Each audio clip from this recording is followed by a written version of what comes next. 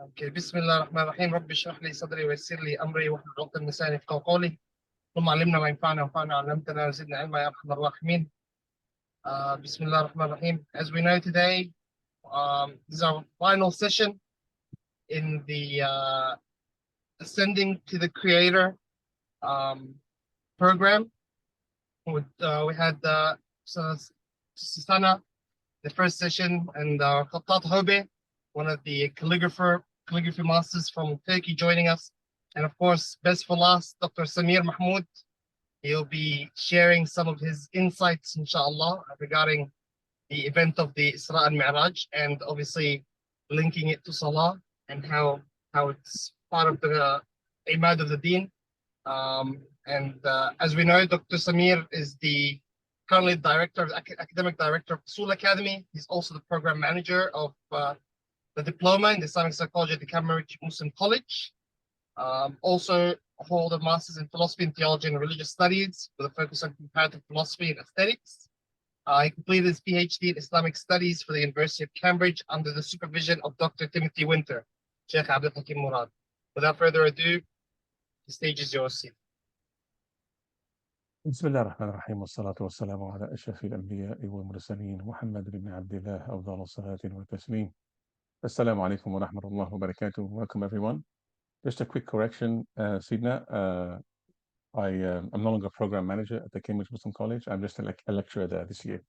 Just للأمانة يعني, that's all. Inshallah. Well, up, طيب. inshallah. Inshallah. I have to correct it on my my website. Inshallah, today, what I had in mind, we would cover a very important topic that is very central to the Islamic tradition, but very central to development of human civilization itself, which is the event of the Isra and Miraj. Isra and Miraj, which is mentioned in the Quran and which is mentioned in the Hadith, and it's come around this year at the time that we commemorate it, inshallah. The way I want to do it is really go over the narrative of the main aspects of the event, and then provide a few snippets and comments on, I think, key ideas and why it's relevant for us today, inshallah. So in the Quran, Allah subhanahu wa ta'ala tells us that in Surah Taha, He says, سبحان الذي أسرى بعبده ليلا من المسجد الحرام إلى المسجد الأقصى الذي باركنا حوله لنريه من آياتنا إنه هو السميع البصير. And there were other references, of course, in Surah Al-Najm and Surah Taha and Surah Al-Najm. The verse I recited was from Surah Al-Isra. I apologize. There are other references in Surah Taha also and Surah Al-Najm about that event that give us a bit more different types of details of the event, inshallah. But the Quran is sparse in its details, and a lot of the other details that we know from the tradition come from the Hadith traditions. So I'll be looking at that also, inshallah.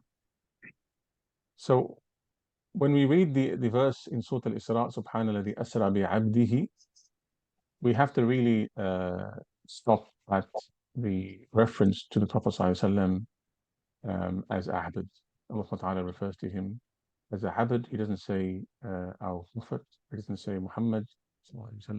He says Asra bi Abdi.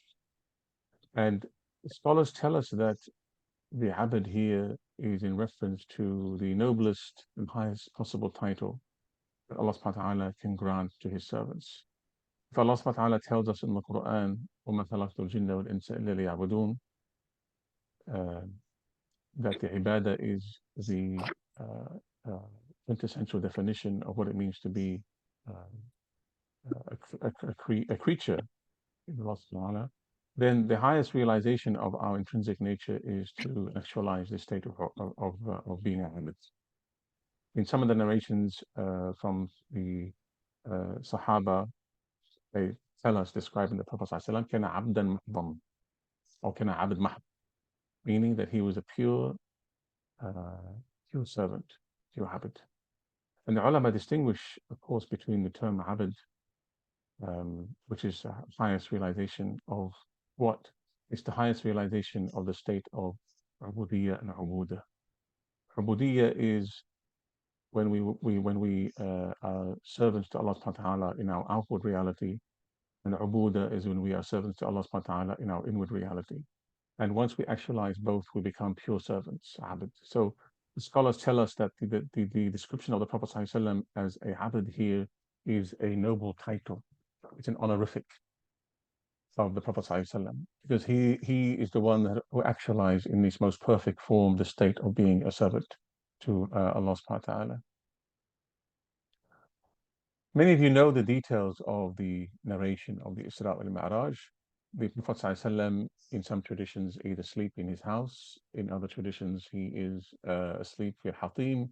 Al-Hatim is that kind of semicircular space between the Kaaba and Al-Hajar. So if you look at the map of the Kaaba, you'll see a semicircular space adjacent to the Kaaba, which used to be part of the internal space of the Kaaba. So Prophet ﷺ was asleep there. In some traditions, he was asleep in his home, and then the roof opens up, and Jibreel alayhi salam descends, and he takes him from there to the Haram. And in the Haram, he opens his heart, and with the water of Zamzam, he washes his heart. Now, this is the second episode in the prophetic biography where his heart is washed. We know the first one happened before the Risala when he was a young child, and the second happens here. But whereas in the first instance, his heart is washed of all sins, or his heart is washed of all human capacity to err and make incorrect judgments. In this instance, it's not so much a purification of anything of his heart, because now he is a prophet, alayhi salatu wassalam, but it is really his heart is washed, and then in some traditions it's washed with the substance of iman and hikmah, meaning that his heart is prepped for what he's about to witness. We know from the Quranic verses in the Quran, it tells us that he witnessed the divine presence. ما كذب الفؤاد ما رأى وما كذب الفؤاد ما رأى. And so he saw things, he experienced things in that Mi'raj that in his heart and with his eyes that overwhelm any normal human being. And so the scholars tell us that this initial washing of the heart was a washing that enhanced his capacity to witness what no human being and no finite being and no human flesh can possibly witness without this divine madad, without this divine assistance. After his pure heart is washed and aided by the waters of Iman and Hikmah, after it is strengthened by the waters of Iman and Hikmah, the Prophet ﷺ is brought a creature, al-Buraq, which the Prophet ﷺ describes as smaller than a mule and larger than a donkey. Dabba, the Prophet ﷺ described it in Arabic. Dabba, yani tadubbu. Dabba is anything with four legs that walks upon the earth. And so here the scholars tell us that indeed the Buraq was a real creature that he physically witnessed. And contrary to some popular depictions of the Buraq with wings, there's nothing we can see in the tradition that suggests that it actually had these types of fantastical wings. In any case, it's a real creature, white, not very large, but when it stepped or when it moved forward with its hoof, it would touch the horizon, meaning that with one movement, it would cross as far as the eye could see. And of course, the Prophet ﷺ had never witnessed anything like this before, a creature like this. In some traditions, we are told, subhanAllah, it had a saddle and a rein, and the Prophet ﷺ mounted the beast. Now, the beast, of course, not familiar with who it was about to take, nafara minhu in Arabic, meaning that it kind of neighed. It neighed, and it, as any horse or any mule would, with a rider they're not familiar with. It gets into a panic, raising its front hoofs up in the air. And Jibreel alayhi salam addressed the beast by saying, "Ala tastahiya Buraq," for on your back, you have never carried anyone as great and nobler than the one who is on your back right now. And so the Buraq, the animal, settled and calmed down at the behest of Jibreel alayhi salam, describing the greatest creation on the back of the beast. What this suggests to us, what this tells us, is that the Buraq has actually carried others on its back before, but we're not told who these figures are. We don't know who they are. Buraq has performed this task, has performed the role, perhaps, bearing other creatures from horizon to horizon. But this is the first time it carries Khairul Khalqi on its back. And so what happens is then, and the Buraq, of course, the word Arabic, Buraq, shares the same link, etymological link with the word Marq, which means lightning, suggesting the speed with which it moves, like a speed of light, as it were, or a blink of an eye, as it were.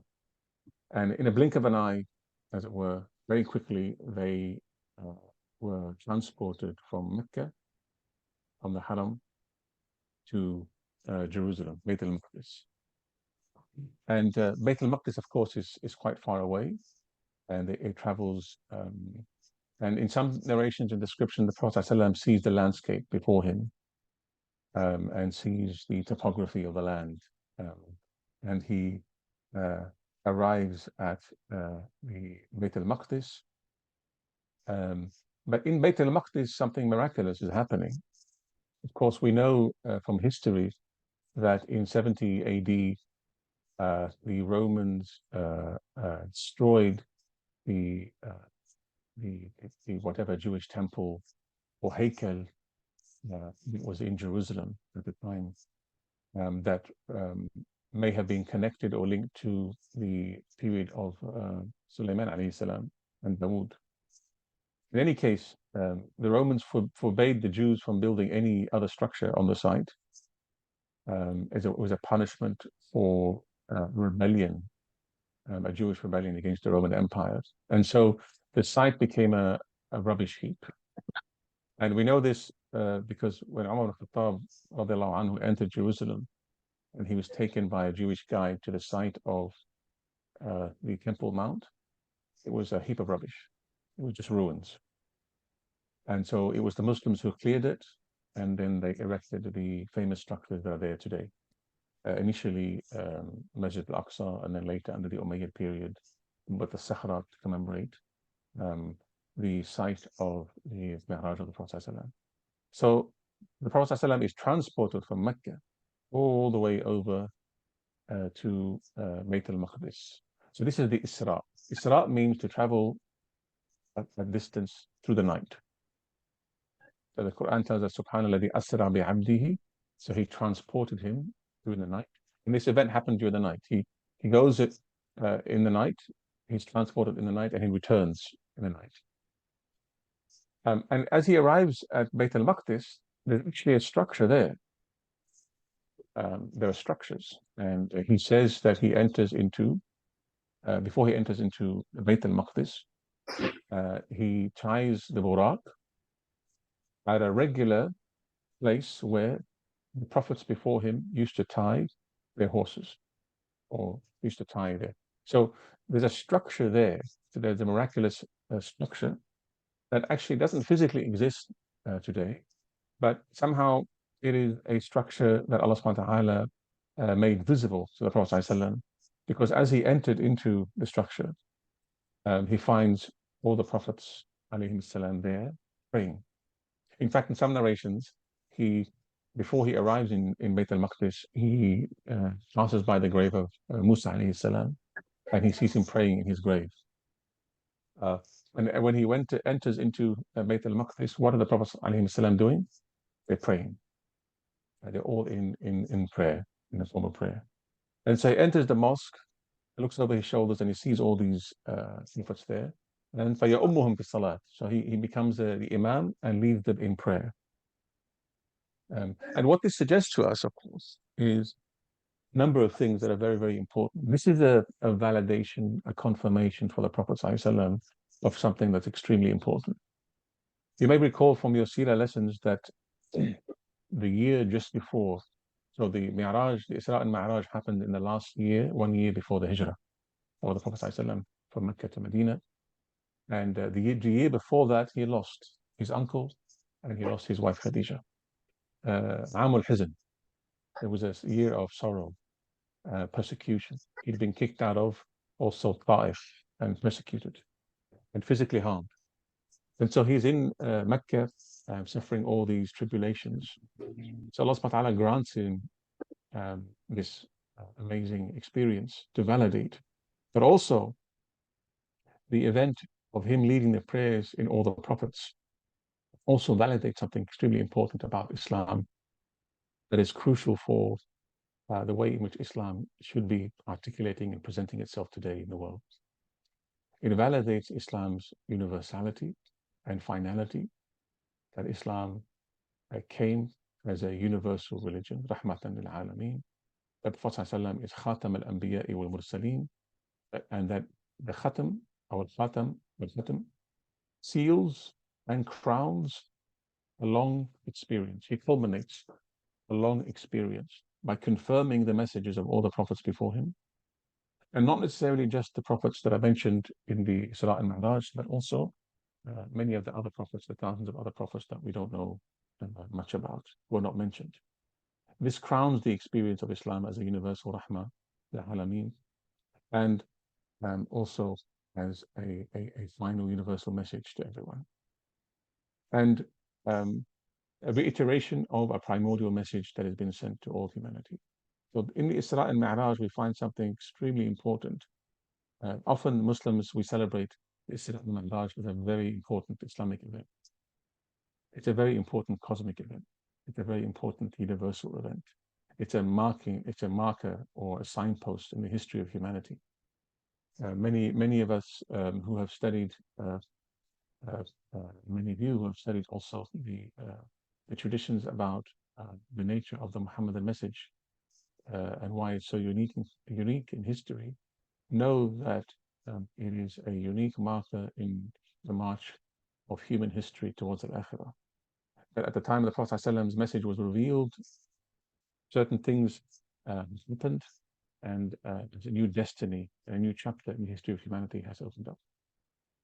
And this is all solidified by this event that we're witnessing right now. So the Prophet ﷺ يَأُمُّ الْأَنْبِيَاء وَالْمُرْسَلِينَ بِالصَّلَاةِ. And then as he leaves the masjid, as he steps outside and leaves the masjid, and we don't know what's happening after that in terms of what's happening with the prophets. You might think, did he meet the prophets physically or spiritually? And some of the questions surrounding, did the prophet actually travel physically or spiritually? The ijma' of the ulama is that he actually traveled physically, and that he met with them in some modality of in Bayt al-Maqdis. وَأَمُّهُمْ فِي الصَّلَاةِ. And as he exits the masjid, it is said in some narrations that Jibreel alayhi salam comes to him and tests him, and presents him with in hadith of Prophet, he says, "Utitu ina min samar wa ina min laban." I was given a vessel, a receptacle that had wine in it, and another receptacle that had milk in it, and I was asked to choose. Now, bear in mind that at this time, as far as I understand it, the khamr wasn't yet completely prohibited, and the Prophet ﷺ was asked to choose, and he chose Laban. He chose Laban, and the Jibreel alayhi salam told him something really interesting that also reveals the importance of the Muhammadan message to humanity. He says, "You have chosen the fitrah. You and your ummah have been guided to the fitrah." Because he chose milk. Why milk is associated with the fitrah? Because milk, of course, when we're talking about here non-pasteurized milk, not the kind of pasteurized milk that you buy in supermarkets. I grew up on non-pasteurized milk straight from the cows. You know, natural. It tastes very different from the kind of milk we're used to in supermarkets. He chose a substance that is pure and nourishing, organic, directly from the animal itself. Wine is very different because wine is impure. Wine requires fermentation. It requires that it rot, bacteria enter into it and transform the substance into something else. It's corrupted as a substance and it corrupts those who drink it. Right? Milk is pure as a substance and it pures those who drink it. And so the Jibreel alayhi salam said, your ummah will be upon the fitrah, the message. And he chose correctly. And he was destined to choose correctly because the Islam, alhamdulillah, is deen al-fitrah, meaning it's the deen that's rooted in the primordial natural disposition that Allah subhanahu wa ta'ala has created us upon and has created all creatures upon. And so he was granted this, um, and he chose this fitrah. One of the amazing things about the fitrah that we often forget when we think about the fitrah, and maybe perhaps we need to elaborate upon this a little bit more because it is very essential to the nature of Risala al-Muhammadiyya and the message of the Prophet sallallahu alaihi wasallam, is that the fitrah is means that we come into this world with a prior witnessed an event when Allah subhanahu wa ta'ala brought forth the dhurriyyah of Adam alayhi salam in the Quran, وَأَشْهَدَهُمْ أَلَسْتُ بِرَبِّكُمْ, and we said Bala. The scholars tell us that we uttered the Bala individually and not collectively, meaning before we come into this world, we come into this world having already witnessed a very important event, and that event is the event of witnessing our Lord. And so the memory or the imprint, as some scholars call it, the imprint of this event and the divine names that Allah subhanahu wa ta'ala taught to Adam alayhi salam is imprinted upon our soul. And so when we come into this world, we come into this world with a faint memory of this primordial event. Some scholars call it Zakira Asliya, a primordial memory that we come into this world with, a spiritual memory rooted in our ruh and our soul as we come into this world. And this memory means a number of things. One is that we are inclined towards believing in Allah subhanahu wa ta'ala. We are also inclined towards the good. وَنَفْسٍ وَمَا سَوَّاهَا فَأَلْهَمَهَا فُجُورَهَا وَتَقْوَاهَا. We have an innate capacity to make basic judgments and distinctions between right and wrong. Of course, not meaning that we have a capacity to make complex moral judgments or philosophical arguments. We have an innate capacity. We also have an innate capacity, as according to some scholars, to recognize beauty and to be drawn to it. That's something that some scholars also suggest is part and parcel of our innate capacity. So the fitrah is something that we come into this world with. So contrary to what a lot of people say today about the human being, that human beings are nothing but a result of their environment or nothing but a result of nurture or socially constructed realities. Allah subhanahu wa ta'ala brings us into this world when the ruh is breathed into the womb, we come into this world with an imprint, pattern of order and meaning that seeks fulfillment during our life.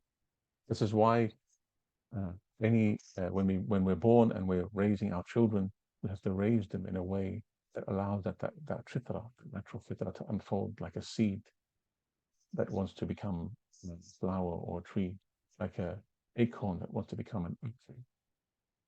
And so the Prophet ﷺ chose the fitrah, chose milk, and the fitrah is that upon which the ummah will be, and that is upon which the guidance Islam offers humanity today. A return to their fitrah is Islam message is a return to the fitrah. And what is the fitrah? Fitrah is something that already universally exists in every human being, no matter what their background may be. They may have been corrupted, it may have been covered over by, according to the hadith of Prophet ﷺ, that every child is born upon the fitrah. Their parents may raise them as a Christian or a Jew or Zoroastrian, and one might add today an atheist or an agnostic. It's the parents and the environment that corrupt or cover over the fitrah. And Islam is nothing but a clear articulation of what is already in us in seed form. Our education system our civilization, our structures, our economy, everything is nothing but in the service of unfolding the fitrah that seeks and searches for its Lord to become the perfect servant. And the Prophet Muhammad ﷺ was that perfect servant. Here in our story, the Isra ends. So the Isra is that journey from the Haram al-Makki ila Bayt al-Maqdis. It's that horizontal journey from one place on earth to another place on earth. After the Prophet ﷺ has chosen the laban or milk, he is then transported vertically upwards through what we are told is Sab'a Samawat. Quran makes reference in several places to Sab'a Samawat Tibaqa, 7 levels of heaven. And what these 7 levels of heaven are is not entirely clear. What do they refer to exactly? It's something that remains the ilm al-ghayb to a certain extent. But what we do know is some scholars tell us that at least Sama ad-Dunya, is the heavens of the Dunya, our earthly heaven, is the first Sama, so the first heaven. Now, where does the Sama ad-Dunya begin and end? This is where scholars sometimes disagree. The Sama ad-Dunya may end in the upper stratosphere, or according to many scholars, the Sama al-Fitra actually ends in the furthest reaches of the cosmos. So as far as the eye can see, and even beyond that, is all considered to be part of Sama ad-Dunya. Allahu alam. We don't know exactly. But it's most likely that the Sama of the Dunya is the Sama of the known or physical cosmos as we know it. And so beyond that, then there are 6 or 7 other heavens beyond that. SubhanAllah, imagine that the enormity of the physical cosmos, which has not been mapped yet. No matter how many images we get from outer space of our Earth, our galaxy being a speck within millions of other galaxies with billions of stars, that all could be just one Sama. Or it could be that the Earth, our earthly Sama, is one, and then the cosmic Sama is a second. Allahu alam. In any case, here begins the Mi'raj. Mi'raj in Arabic means ascension.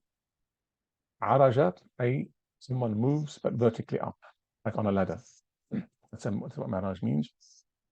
And so he travels through the veils of the heavens in a dark night until he reaches the divine presence. So at the end of that journey, what's the purpose of that journey?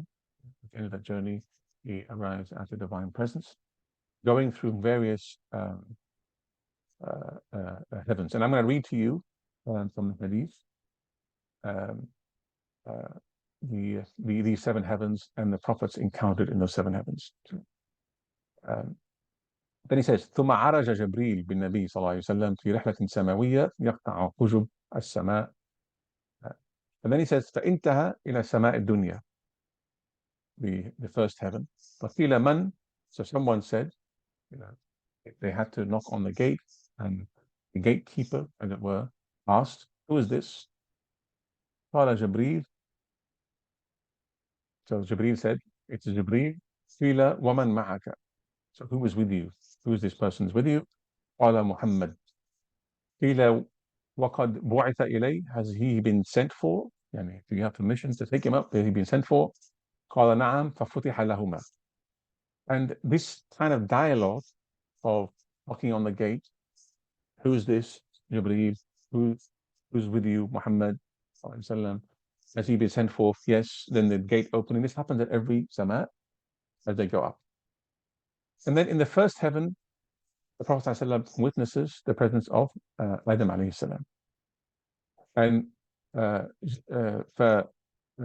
قال النبي صلى الله عليه وسلم لجبريل من هذا؟ قال هذا أبوك آدم. So هذا أبوك آدم. This is your father Adam. فسلم عليه النبي صلى الله عليه وسلم. And Adam عليه السلام said, فقال مرحبا بالابن الصالح والنبي الصالح. Greetings to the righteous son and the righteous prophet. And he made dua for him and then فعرج إلى السماء الثانية, so he went up to the second heaven, in which he saw Isa alayhi salam or Yahya bin Zakaria. And again, a similar dialogue happens, a brief conversation. Then he ascends through to the third heaven, Fara'a Yusuf alayhi salam. And the Prophet ﷺ says, in describing him, وَإِذَا هُوَ قَدْ أُعْطِيَ شَطْرَ الْحُسْنِ. He was given half of all beauty in the world was given to Yusuf alayhi salam. And then he ascends to the fourth heaven, فَرَأَى إِدْرِيسَ عَلَيْهِ السَّلَامَ فَرَحَبَ بِهِ وَدَعَى لَهُ بِخَيْرٍ. He meets up with Idris in the fourth heaven. Then in the fifth heaven, Harun alayhi salam. In the sixth heaven, he meets Musa alayhi in the sixth heaven, he encounters Musa alayhi salam. But he finds Musa weeping, crying. You know, after the Prophet ﷺ meets Musa alayhi salam and he passes him by, بكى موسى عليه السلام فقيل, so Musa was asked, ما يبكيك, why are you crying? قال أبكي لأنه بعث بعدي ويدخل الجنة من أمته أكثر مما يدخلها من أمتي.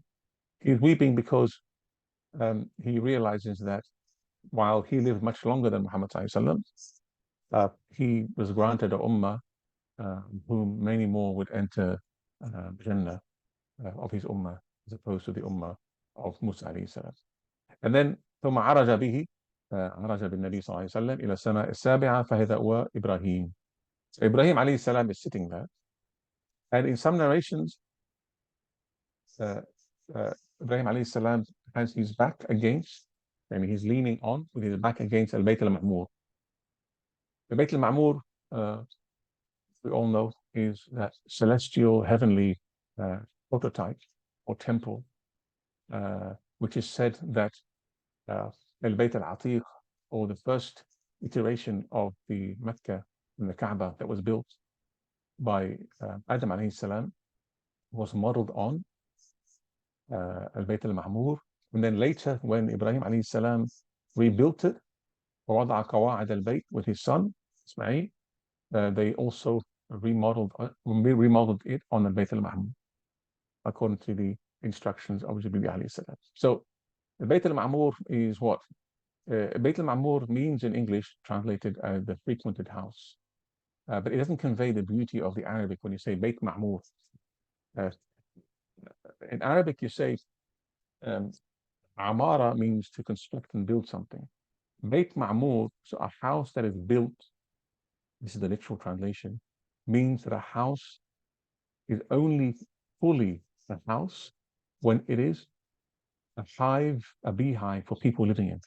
Yani, only when people live and have a life and move around in a space is it considered to be ma'mur, is it considered to be fully built and completed, right?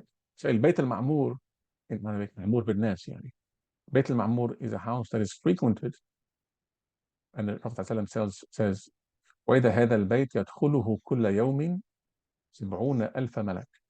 Every day, 70,000 angels enter into this house, circumambulate, perform their prayer, and leave and never come back. Every day, 70,000 angels, new angels come. So can you imagine the sheer number of angels that have come in the, I don't know how long that this Bayt al-Ma'mur has been around. So the Prophet ﷺ says his salam to Ibrahim alayhi salam. فقال إبراهيم لنبي محمد صلى الله عليه وسلم مرحبا بالابن الصالح والنبي الصالح. So Ibrahim alayhi salam says to him the same thing that Adam said to him, which is, hello, greetings to the righteous son and the righteous. If all the other prophets had said, they referred to the Prophet ﷺ as their brother.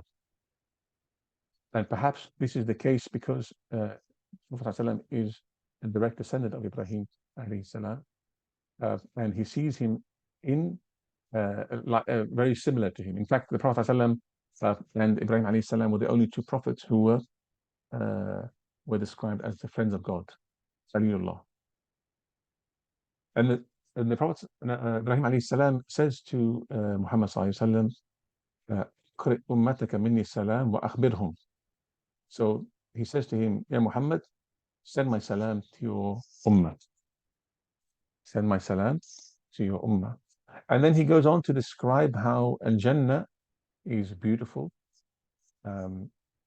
with pure water, but it doesn't have any trees. وَأَنَّ غِرَاسَهَا, and if you want to plant trees in it, planting of the trees in the Jannah consists of Subhanallah, walhamdulillah, wa la ilaha illallah, Allahu Akbar. This tasbih is what? Plant the trees in Jannah. So the Jannah, as it were, is the fruit of our actions and ibadah in this world. Whatever we find there is a result of whatever we do here in this world. After the Prophet Ibrahim alayhi salam, Urija bin Nabi sallallahu alayhi wasallam, to yet another level, until he comes to Sidrat al-Muntaha. Sidrat al-Muntaha is this remarkable tree that is described as carrying fruits the size of jars and with leaves the size of elephant ears. This is how the Prophet ﷺ describes Sidrat al-Muntaha. Sidrat al-Muntaha in the Islamic tradition is the place where all actions end. All the dua that we perform in this world, all the prayers that we perform end at Sidrat al-Muntaha, after which Allah subhanahu wa ta'ala receives them directly. So it's a very high point in the hierarchy of existence before the level of the divine presence, where Prophet ﷺ encounters Allah subhanahu wa ta'ala. And he witnesses there 4 rivers, 4 that are hidden and concealed, and 4 that are 2 are concealed and referred, and 2 are revealed. When he asked Jibreel alayhi salam, what are these 4 rivers? Jibreel alayhi salam says, the ones that are visible are the Niles and Euphrates, and those that are concealed are the Kawthar with Salsabil. So 2 rivers refer to the earthly rivers or their namesakes in this world. And subhanAllah, perhaps it's no coincidence that civilization itself begins, the cradle of civilization exists at these particular rivers on earth. Allahu Alam. But these are the 4 rivers. And then it is at this place we are told that Sidrat al-Muntaha, that وفي هذا المكان رأى النبي صلى الله عليه وسلم جبريل على صورته الحقيقية له 600 جناح. This is where the Prophet ﷺ witnessed Jibreel alayhi salam in his true form. Up until this point, Jibreel had a different form. It's not entirely clear what that form was, because of Allah subhanahu wa ta'ala, the Prophet ﷺ saw Jibreel in a variety of different forms. But here is one of those moments in his life where he witnesses Jibreel alayhi salam in his pure form, his original form, with 600 wings. We don't know what these wings look like, so we can't really imagine them as wings like wings of a bird or anything like that. And ثم انطلق جبريل بالنبي صلى الله عليه وسلم حتى. So at this point, the Prophet ﷺ changes his wording in his descriptions of the event. He says, وَعُرِجَ بِي. He doesn't say that Jibreel alayhi salam took him. At this moment, he changes the description and says, وَعُرِجَ بِي. So somehow he is brought further to a higher level, but it seems that it wasn't Jibreel who took him to that next level. And in the tradition, we know that Jibreel left him at some point, at which point the Prophet ﷺ went up to the divine presence, and he came so close that he says he could hear sarif al-aqlam. So he could hear the sound of the pen as it was writing in the law. In the Islamic tradition, the qalam is that which Allah subhanahu wa ta'ala created and said to it, write everything that will unfold in creation. The qalam turned to Allah subhanahu wa ta'ala and says, what do I write? And it says, umli alayk, I will dictate to you and write. And the qalam wrote creation into being and has written all that is yet to come. And it is still writing. And so the Prophet ﷺ was able to hear the pen. You can imagine almost hearing a pen as it scratches the surface of a paper or a book. سمع صريف الأقلام. He could hear the writing of things as they come into existence. And it is at this place that the Prophet ﷺ came alone into the divine presence with Allah subhanahu wa ta'ala, where Allah subhanahu wa ta'ala prescribes the prayers to him, the prayers as we know it. So in this remarkable ascension experience, where the Prophet ﷺ is brought all the way up to the divine presence, the prayer is granted to the Ummah, it is granted to humanity as a gift, it is granted as a means for what? We know from several traditions that the Salat is described as Mi'raj al-Mu'min, meaning that the Salat, the prayer, is the Mi'raj of every believer.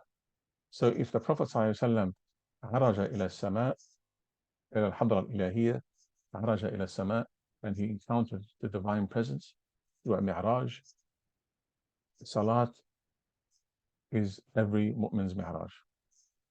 The moment we put our head on the floor, وَاسْجُدْ وَاقْتَرِبْ, you are drawing near to Allah subhanahu wa ta'ala.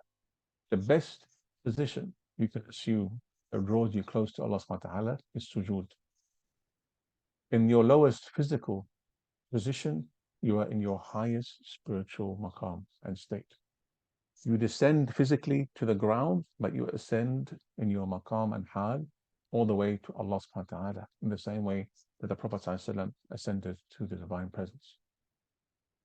And so the greatest gift that Allah subhanahu wa ta'ala has granted the Ummah is granted in this experience of the Mi'raj of the Prophet ﷺ. Notice that, subhanAllah, Allah subhanahu wa ta'ala prescribes Hajj and prescribes Sawm by asking Jibreel alayhi salam to descend to earth and convey the prescription to the Prophet sallallahu alaihi wasallam.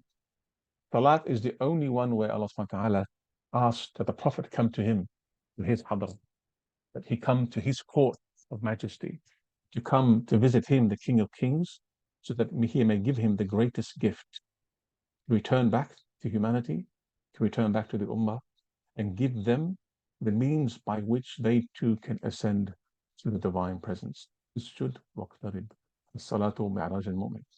And in tradition we are told that he was prescribed 50 prayers in every day and night. 50. The traditions tell us that when Prophet ﷺ took this gift and began descending with Jibreel alayhi salam, when he got to the Sama in which Moses was, the Sama as-Sadisa, Moses asked him, what did Allah subhanahu wa ta'ala give you? He said, Salat, 50 prayers a day and night. They said to him, this is too much for your ummah to bear. Go back and ask for tafif, ask for less. And this happened once or twice or 3 times until it was reduced to 5 prayers a day. And as Musa was telling the Prophet ﷺ, go back to your Lord and ask for further tafif, Prophet ﷺ says, istahayt, and I feel shy and ashamed to go back to my Lord and ask for yet a further reduction. At which point both Musa alayhi salam, or at least we are told the Prophet ﷺ hears a voice from Allah subhanahu wa ta'ala saying, we have prescribed the salat as 5, but it is equivalent to 50. And so the Prophet ﷺ, happy with this, happy and serene in this outcome, which has already been decreed from before, he descends further down through the heavens, all the way back down to Jerusalem. In some traditions, we are told now, after he had gone to see the host of hosts, King of Kings, of course, when you visit the noblest possible host, you go straight to visit the King of Kings, and then after you do your site visits, your other site visits. When you visit Istanbul, for example, you go and visit Ayyub al-Ansari, and then you visit all the other sites in the city. When you visit a house, you go straight to say your salam to the elders in the house, and then you say salam to the rest of the people. So after the Prophet ﷺ had seen the host of hosts, he during his descent, there are many traditions that tell us he then visited and witnessed other things, including Tala ala Ahli Jannah or Tala ala Jannah wa Nar, and other things. He saw other other angels and many other things that are mentioned in some of the traditions of the Isra and Miraj. The important thing is that he returned to Jerusalem, he rides the Buraq, and he returns back to his home. He is brought back to his home, and he wakes up the next morning, and he is full of fear and anxiety as to how he's going to tell his people this event. And then the traditions continue describing other aspects of what happened and unfolded after that. And the verses revealed to confirm that the Prophet ﷺ, did not lie upon his mi'raj, that indeed he did witness what he saw. ما كذب الفؤاد ما رأى أوحى إلى عبده ما أوحى. Surah Al-Najm really brings out, and let me read it to you very quickly. أعوذ بالله من الشيطان الرجيم بسم الله الرحمن الرحيم والنجم إذا هوى ما ضل صاحبكم وما غوى وما ينطق عن الهوى إن هو إلا وحي يوحى علمه شديد القوى ذو مرة فاستوى وهو بالأفق الأعلى ثم دنا فتدلى كان قاب قوسين أو أدنى فأوحى إلى عبده ما أوحى ما كذب الفؤاد ما رأى فتمارونه على ما يرى ولقد رآه نزلة أخرى عند سدرة المنتهى عندها جنة المأوى إذ يخشى السدرة ما يخشى ما ذاق البصر وما طغى. إذ يخشى السدرة ما يخشى is a very beautiful description of what the Prophet ﷺ witnessed when he saw the low tree or Sidrat al-Muntaha.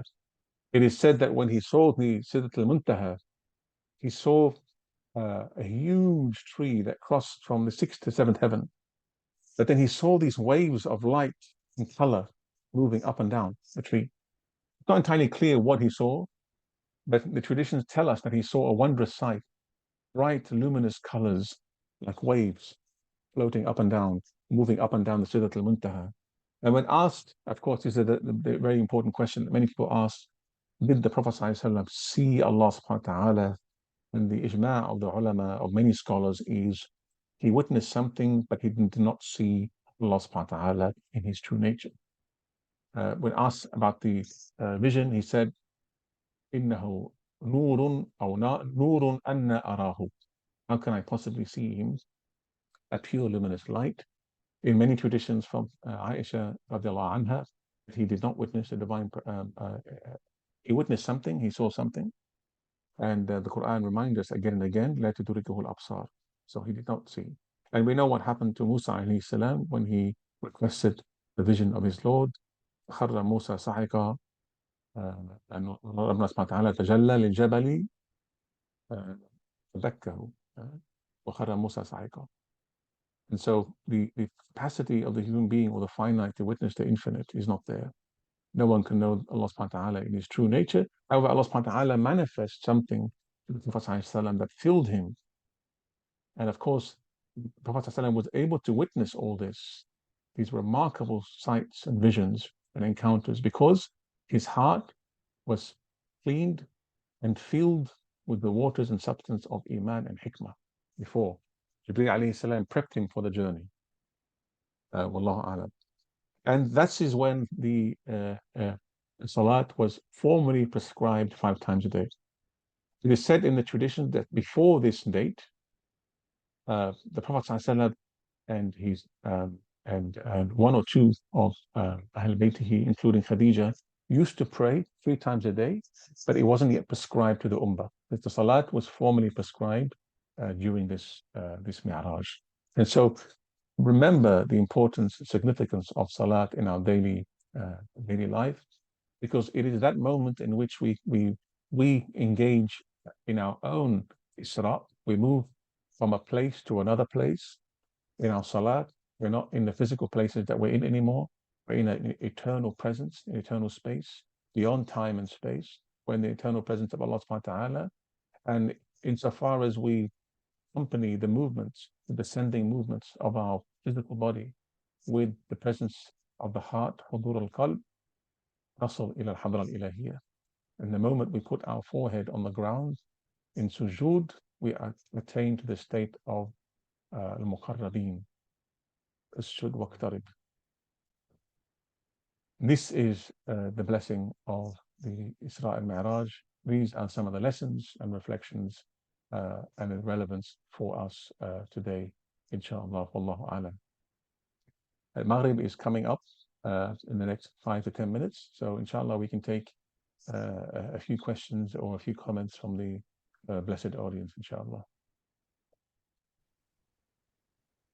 Jazakallah khair. That was a wonderful reminder of the importance of salah and how it really is relevant to our lives in that sense.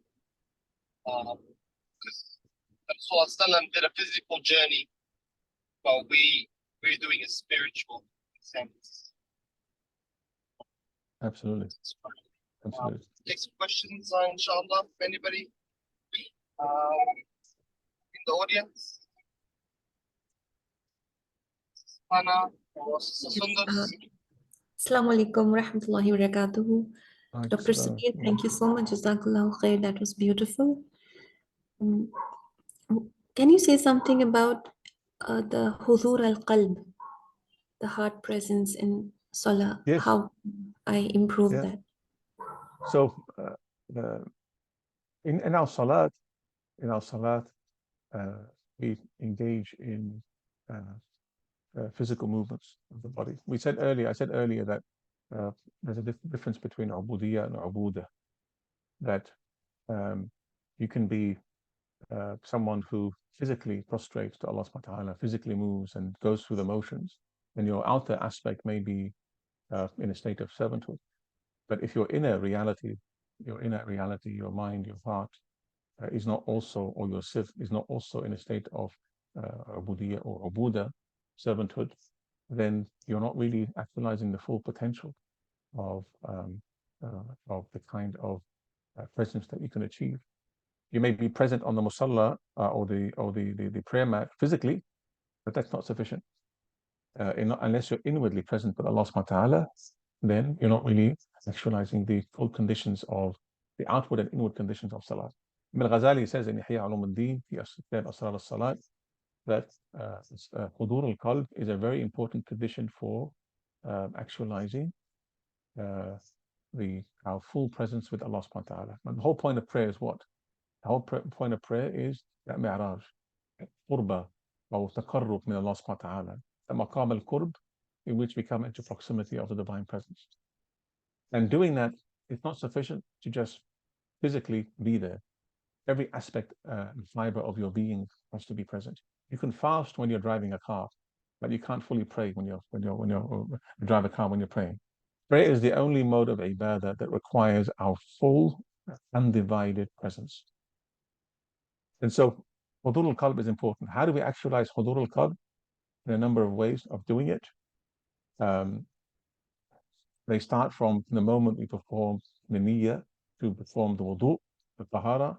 We enter into a state in which we are present with our limbs, purifying the outward venice or the outward impurities of the limbs, but at the same time mindful that with every water splashing on our face or our hands and our feet, we're also washing away and cleansing inner distractions and inner impurities of the heart.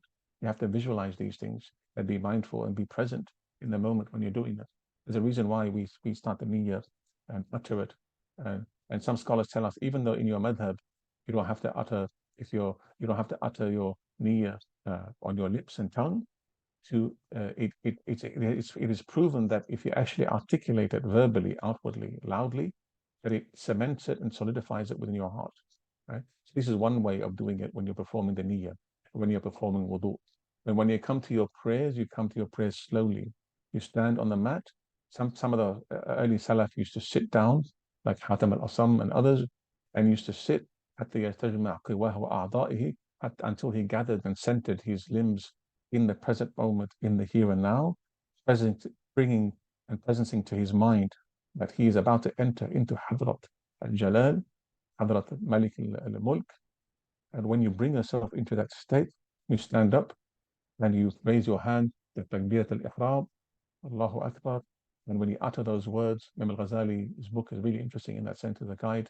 When you utter those words, you're performing a physical taslim and surrender to Allah subhanahu wa ta'ala. So you raise your hands And what do you do when you raise your hands in complete taslim? You recognize the supreme Allahu Akbar, right? So each word and utterance has an accompanying physical gesture that you must be present to and aware of. And then when you enter into your salat and you start your basmalah, you articulate the words carefully and slowly at a pace that you can internalize and taste, not quickly. You have to be mindful of the words. This is the way of actualizing hudur al-qalb in every utterance and every word you say. Imam Ghazali says, if it befits you to utter it slowly and articulate the letters when you can with a small space between between the letters or the words, then so be it, so that you can internalize the word and internalize the meaning of what you're saying. And then when you say the tasbih and you go down, Subhan Rabbil Azim, what are you doing? You're bowing before a king, right? So you presence yourself in your mind and in your heart, and you presence to your ears and the inner ear of the heart, the words that you are uttering in the presence of a king. In Allah fi qiblat al-musalli, according to some hadith traditions that are not very strong, but they convey the meaning that you're in the presence of Allah subhanahu wa ta'ala, and that you bow and then when you go down to sujood, the same thing. You're performing a sujood by lowering the most noble aspect of your head to the Almighty. And in your lowest physical position, you say Subhanallah al-A'la, right? So you feel that you're in the presence of the Almighty, bowing your head before the throne of Allah subhanahu wa ta'ala, the All Majestic One. So you have to really perform these. It's best to pray in a space where there's no physical distractions in front of you. If you find the physical distractions are overwhelming, you close your eyes, even though Imam Ghazali says your mazhab may say keep your eyes open. A technique of actually strengthening your hudur may be that you close your eyes, make sure there's no audible distractions in the background. And there's many other techniques that we can't get into right now, but the Kitab Asrar al-Salat in Imam al-Ghazali's Ihya Ulumuddin is a wonderful guide on how to actually do that. But remind yourself every time you're ascending and entering into the divine presence in the highest heavens. Just stay with that thought for a second, and it'll transform the way in which you step on that prayer mat, because you're not stepping on a physical space in a time that's here and now. You're entering into the realm of eternity. If we had time, perhaps we could elaborate on it more in a separate session. Jazakallah khair. It was very helpful, subhanallah.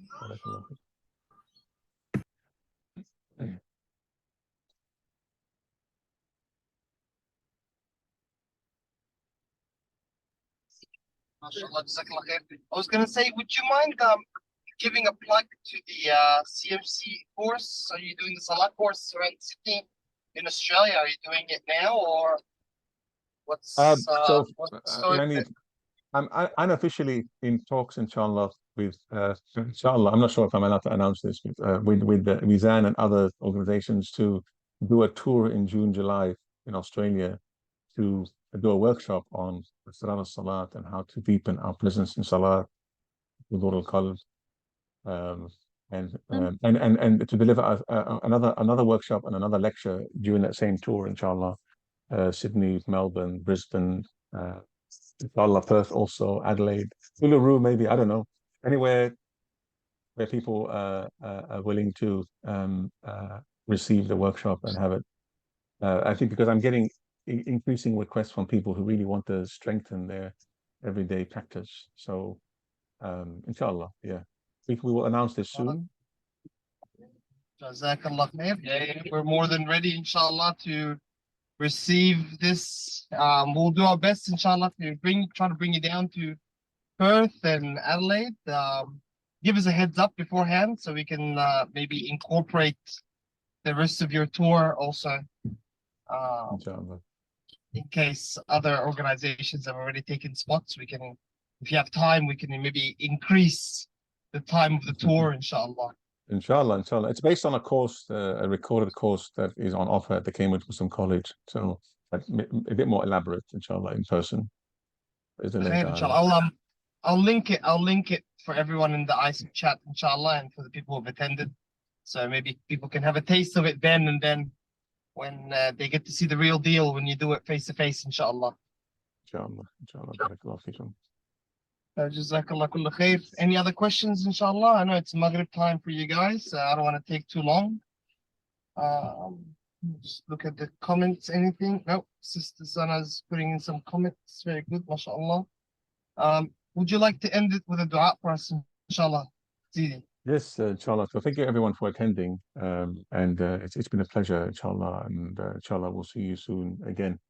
اللهم أرنا الحق حقا وارزقنا اتباعه وأرنا الباطل باطلا وارزقنا اجتنابه وصل اللهم على سيدنا محمد وعلى آله وصحبه أجمعين سبحان ربك رب العزة عما يصفون وسلام على المرسلين والحمد لله رب العالمين. الفاتحة.